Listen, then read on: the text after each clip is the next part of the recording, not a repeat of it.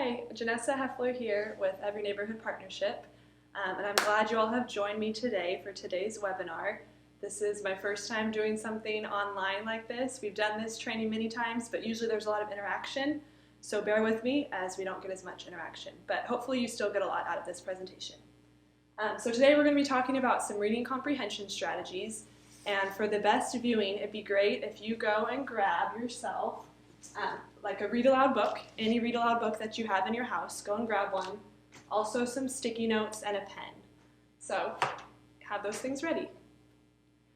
All right, so our title today is called Reading is Thinking, and that's what we're going to be talking through, that the best readers are also good thinkers. I generally do this also with Becky Decker, but she is at home due to the coronavirus concerns, so we send her all our best.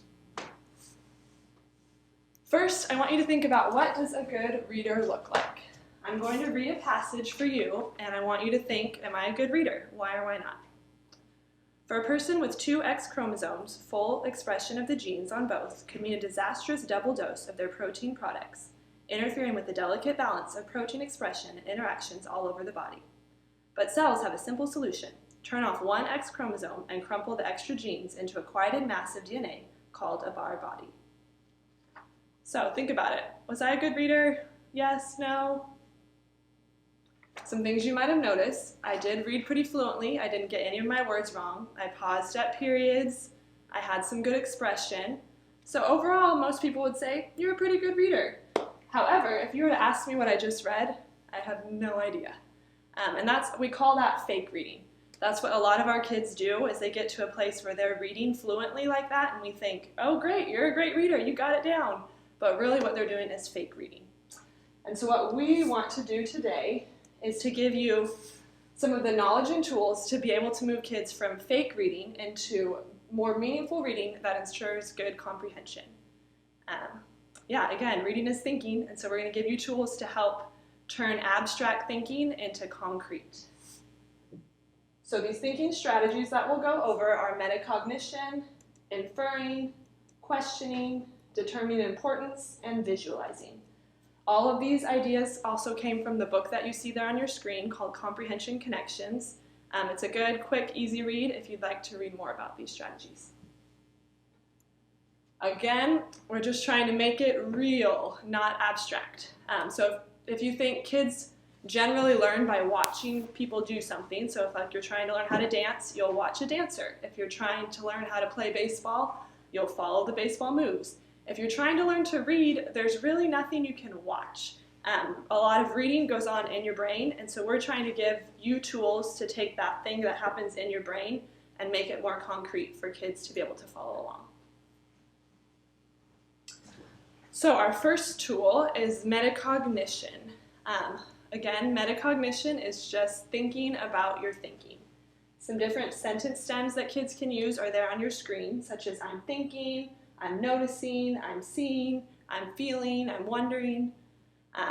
So we're going to go over metacognition. The first tool we're going to use is our fun reading salad.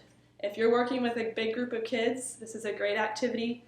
Even one-on-one, it's a little more work, but it's fun. So we have our reading salad. We have our text pieces. These are our little tomatoes. And we have our thinking lettuce, little green slips that say thinking.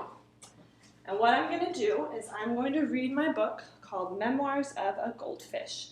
And as I'm reading, every time I read from the text, I put in my text piece into the salad.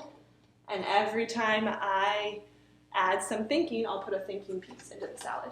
And you'll notice they grow. Memoirs of a Goldfish by Devin Sillen and illustrated by Tim Bowers.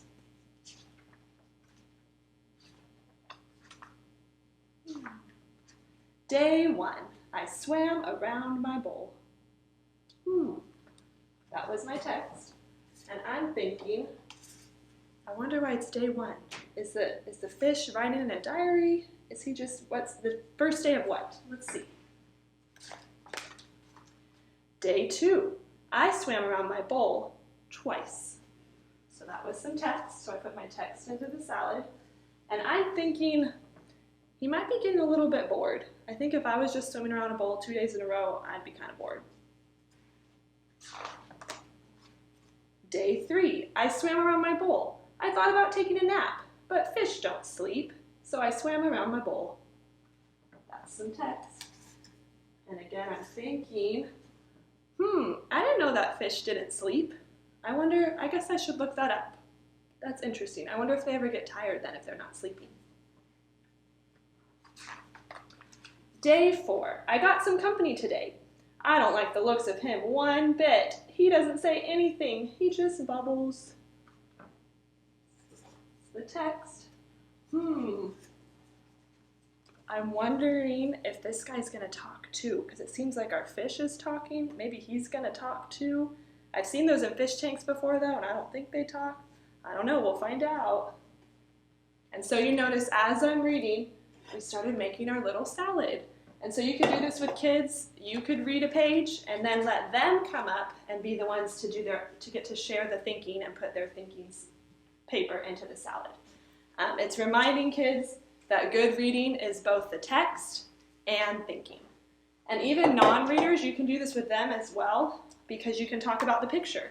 Part of the text is the picture. And so if kids are just talking about the picture, that's a text piece. And then any thoughts they want to add, that would be a thinking lettuce. Another fun idea is to make yourself a little thought bubble. So this is on a popsicle stick. You can just cut out a thought bubble brain, and we're going to practice with this. This is a little bit easier to make than this, and good for one-on-one interactions. So I'm going to grab we'll keep with the same book. And we were on day 5. Mr. Bubbles still hasn't said a word. He just looks at me. I said hello today, and he just said, he's creepy. I'm thinking that he's probably not going to talk to him, and I think our goldfish is still kind of lonely. He needs a friend. Maybe they should bring another goldfish friend in there. Day 6. Today my bowl looks like a garden. There are a bunch of plants in here now. I guess I'll just have to water them. Great. Oh, he's thinking he's going to have to water the plants in there, but isn't the bowl full of water? That's silly. So now go ahead and practice yourself. Grab the book that you grabbed at the beginning, and I want you to pause the video and imagine that you have a thought bubble with you, and how would you incorporate both the text and your thinking.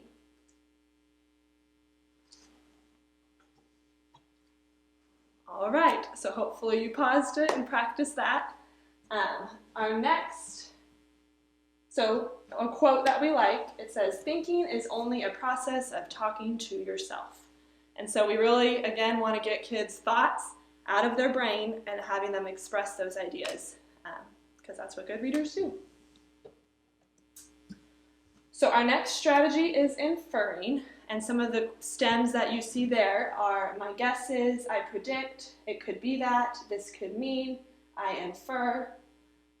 And so what we're going to do, I have a fun bag of garbage here, and I went to my neighbors yesterday and looked through their garbage, and I want you to see what you can infer about my neighbor from this garbage. So let's see. So my neighbors have a newspaper. My guess is that they're kind of maybe a little bit older, because usually most people don't get the news anymore now, they just put it on their phone. So maybe, we'll see. Let's see what else is in here. Oh, a box of empty power greens. I predict that they're probably pretty healthy because they're buying lots of vegetables and they like to eat salads. And again, as you're doing this with kids, you're allowing them to make the predictions. And here, it's for roses. So it's a receipt from a maintenance mix for roses, so they like to garden. With all these things, the power greens, and the newspaper, and the gardening, I infer that they might be a little bit, maybe older people who like to garden, who like to read the newspaper and eat salad. Maybe, that's just my inference. So that's a fun activity you can easily do with kids in your group or in your class. Just bring in some different pieces of garbage and they'll have a good time trying to guess what your neighbors are like. We had kids one time who said, "Did you really go into your neighbor's garbage? That's gross." So that is an inferring activity. That takes a little more work and it's good for a large group. We want to give you a tool that you can do quickly and easily, even just in a one-on-one setting. So if you grab that book you were working with and some sticky notes, what you can do is take your sticky notes and go through the book and cover up either parts of the picture or parts of the word, and then allow the kids to try to infer what might be underneath that picture. So like here, it'd be helpful if we read through the whole book first. But like I covered up part of the snail, and as you read through it, it mentions about a crab. Oh, well, they're looking down, so that makes me think that they must be talking to something down there. Oh, and it says they're talking to the crab, so maybe it's the crab. Oh, it's the snail. So basically going through, covering parts of the picture, parts of the words, and then kids try to make an inference about what's going on. It's nice to use, and like here, it's nice to use, like you can tell the goldfish looks really mad there. You want kids to use evidence in the text, so they're not just guessing just for the heck of guessing, like, oh, I think it's a dog underneath there. Well, what makes you think it's a dog? Here, oh, the fish looks really mad, and I know that the fish doesn't like crabs, so that makes me think it might be the crab under there. Oh, look, you were right. Again, fun way to do inference, and yeah, it's like those old pop-up books, so it's a good time. So go ahead and grab your book, grab your sticky notes, and see if you can go through your book and practice covering up parts of the picture or parts of the word that kids could then infer. All right, I hope you had a fun time practicing inferring. Now we're moving on to questioning. So there's some different stems on your screen, like I wonder, why, how could, it confused me when, what if. Questioning is very important. And I know a lot of times we tell kids, stop asking questions, but we really want them to ask questions. Good thinkers, good readers are constantly asking questions. So go ahead and go back in that book that you had been reading, and what were some questions that you asked while you were reading? Good questions have more than a yes or no answer. They have more than a one-word answer. We want questions that get you thinking and using evidence. So look back in your book and practice what were some of the questions that you asked along the way.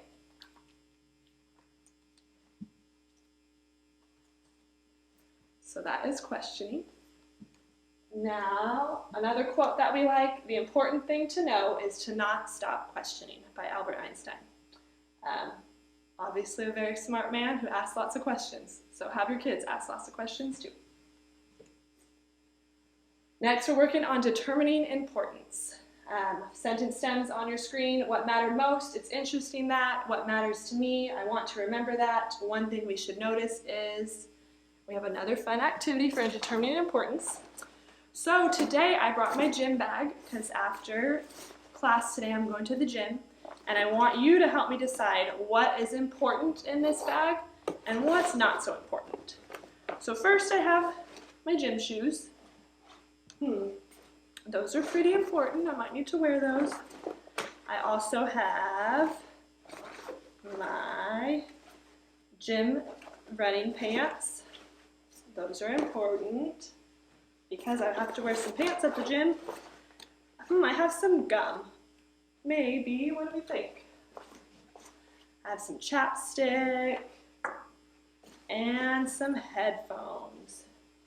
And so I'd ask kids, well, what do you think? What's the most important thing here? Well, you probably really need your running shoes and your running pants. But maybe the chapstick, it's okay. You might not need it as much because you could still work out even if you don't have chapstick. And the headphones, those are important because they're fun, but you could still work out even without your headphones. Easy, simple activity, and it's great for kids to practice determining importance in like a fun group setting before we then take the skill to the book. So that's a fun one, and kids just love to see, learn things about you. So if you bring in your bag, your purse, they'll have a good time trying to figure out what's important.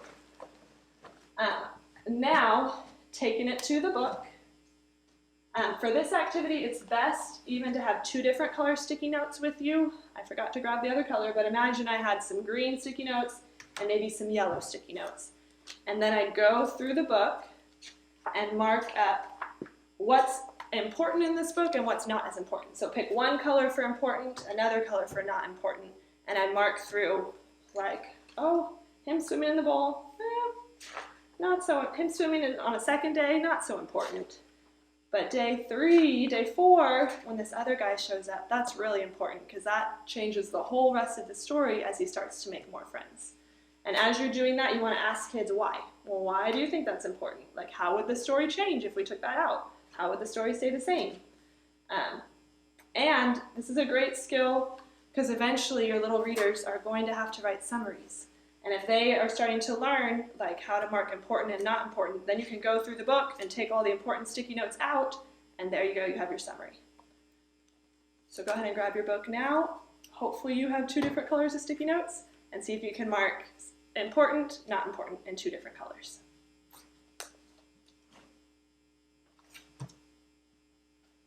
All right, hopefully you picked out the important parts of your book. Now the next thing we're moving to is visualizing. On your screen are some stems. I can imagine, I can feel, I can see. My mental images include the movie in my mind shows me.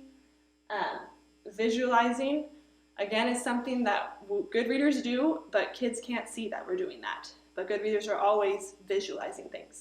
So a fun activity for them to practice is grab a book. Actually, we'll let you practice it now too. Grab your sticky notes and your pen, and I'm going to read you a page, and as I read this page, I want you to start drawing what you see. So, you're drawing. Millions of years ago, vegetables ruled the earth. Big bunches of broccoli stomped through the jungles, followed by ferocious carrots and savage packs of peas. Huge heads of lettuce roamed the grasslands, and giant celery stalked the plains. And what were these terrible vegetables looking for? You guessed it. People. Yes, these were meat-eating vegetables. They terrorized the early humans, attacking without warning. Our ancestors put up with this for centuries, living in drafty caves and getting nasty head colds. But then they discovered sticks and stones. With these new weapons, humans began to defend themselves. At first, lone hunters would take on a single radish or green bean. Eventually, groups of hunters attacked bigger game like the saber-toothed asparagus and woolly cucumber. By mixing these vanquished vegetables, primitive chefs invented salad. So what did you draw on your paper? Hopefully, now you can see what my page looks like. Yours looks something like that, with some ferocious vegetables that were attacking people. This is, side note, this is a fun book. It's called The Secret Knowledge of Grown-Ups by David Winzowski. And it goes through, like, why do adults tell you to do these things? Well, adults tell you to eat your vegetables because if we didn't eat them, they would attack us. So it's a cute book. But hopefully you had a good time drawing as I read. And that's a great activity to do with kids. With any books that are pretty descriptive, you just read to them without them being able to see the pictures, and then see if their pictures match up with what is actually on the page. Yeah. So hopefully you had fun with that visualizing. Maybe think about some books that you have at home that would be good to help your kids practice their visualizing. Another good quote, when your head's full of pictures, they have to come out, by Bill Maynard, an author. All right, now we're moving to our final step, check for understanding. So, a fun way, kids don't realize that adults all the time, we read a passage, and then at the end of the passage we think, I don't really know what I just read, and then we go back and we read it again. And so without telling kids, we're always checking for understanding ourselves. Again, we want to make it more concrete. One fun way is you can go to Home Depot, Lowe's, and grab a paint strip, and you tell kids, is that still really muddy, or is that like pretty foggy, or is it pretty clear? So any colors, it doesn't matter, but you're going from like clear to foggy and muddy. And so after they read a passage, have them think, oh, did I understand that? Oh yeah, I totally get it. Okay, well then tell me what you read. Or, oh, if I'm kind of in the middle, I don't really get it, well then maybe let's read it again and see if we understand this time. It just makes it more fun, so that's a fun way to have kids self-assess and check for understanding. You can also have them do the old like fingers, show their fingers 1, they fully get it, or 1, they don't get it, 3, they fully understand. That works well if you're in a larger group setting. All right, well that concludes today's webinar. I hope you all learned something and are able to take that back to use with your kids and help them become more metacognitive readers. And again, there's my email, and my name's Janessa. Thanks so much.